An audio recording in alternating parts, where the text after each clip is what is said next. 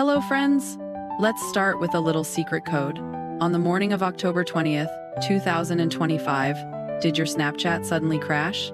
Did your Ring smart doorbell go blind? Did you try to log into Fortnite or Roblox to play a game, only to find you couldn't? Don't panic, you weren't alone. That morning, millions of people worldwide were bewildered, feeling like their digital lives had suddenly stalled. Reports of service outages on social media and Down Detector, a website dedicated to tracking outages, grew exponentially. Soon, all clues pointed to a common culprit, a name you might use every day but have never heard of: AWS. What exactly is AWS? Is it causing trouble? Why does half the internet suffer when it gets sick? Today, we're going to dig deep into how this invisible landlord managed to bring down all our apps single-handedly. Let's start with our first stop. Who is AWS? It's known as the internet's super property manager. To understand this, you first need to know what AWS is. Imagine the entire internet as a super-duper large shopping mall. If you wanted to open a store in this mall, say a Snapchat bubble, tea shop, or a Fortnite arcade, would you need to build the building yourself on an empty lot, connect your own electricity, which means servers, lay your own pipes, which means networking, and build your own warehouse, which means storage? Of course not. That would be too expensive. AWS, which stands for Amazon Web Services, is the main property management company for this mall.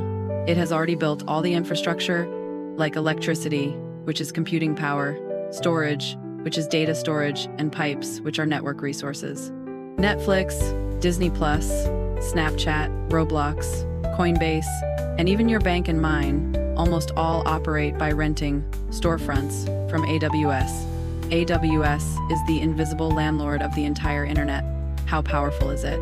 According to data from the second quarter of 2025, AWS alone accounted for 30% of the global cloud market, far ahead of Microsoft's 20% and Google's 13%. Next, let's look at our second stop, the epicenter and amnesia. What exactly went wrong? On October 20th, this main property manager had a major incident. The epicenter of this global outage was in AWS's USA ST1 region, which is their massive data center cluster located in Northern Virginia. If AWS is the mall's main property manager, then USEAST1 is the central power distribution room plus the property general manager's office of the super mall. Not only is it AWS's largest, oldest, and busiest core, but more critically, it also carries the general control plane for managing all other regions or branch stores globally. When the central power distribution room goes down, the whole world trembles. So, what exactly went wrong? The official report is very obscure, saying something about a domain name system or DNS resolution issue affecting its core database service, DynamoDB. DNS is like the mall's floor directory or address book.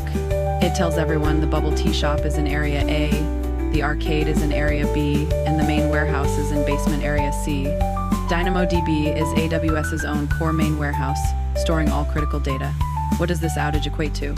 It's like the mall's floor directory, or DNS, suddenly went completely dark.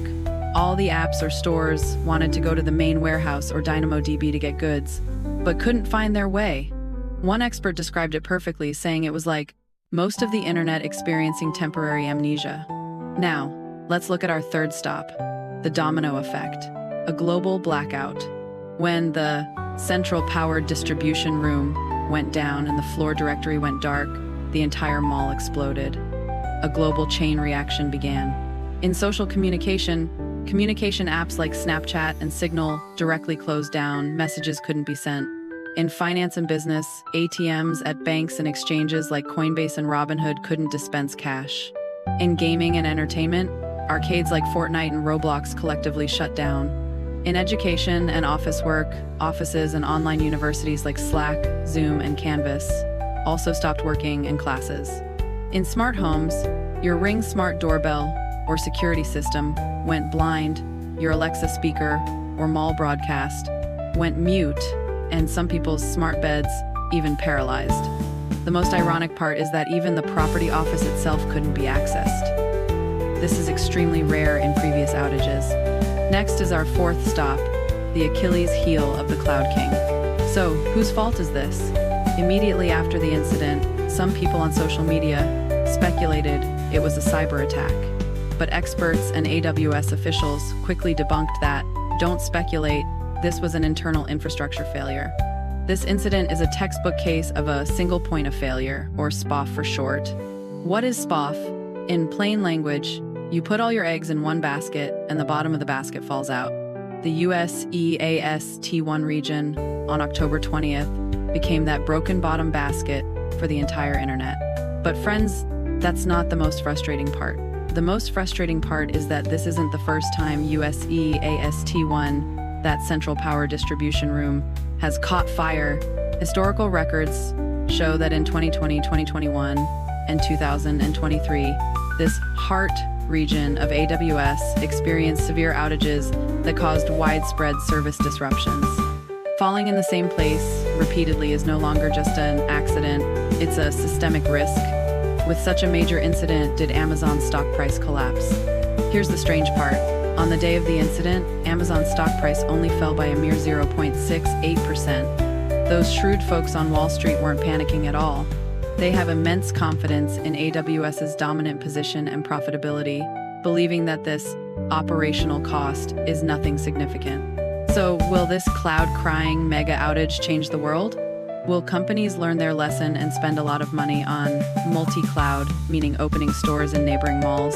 Or will they find AWS so appealing that they continue to put all their eggs in one basket? For us ordinary people, the lesson is simple. Diversify in digital life too. As experts suggest, keep some old-fashioned backup plans. Keep some cash in your wallet. Update and keep traditional SMS contact information for important contacts. This might be the most reliable umbrella we can prepare for ourselves the next time the internet landlord's pipes burst. All right, we'll see you next time.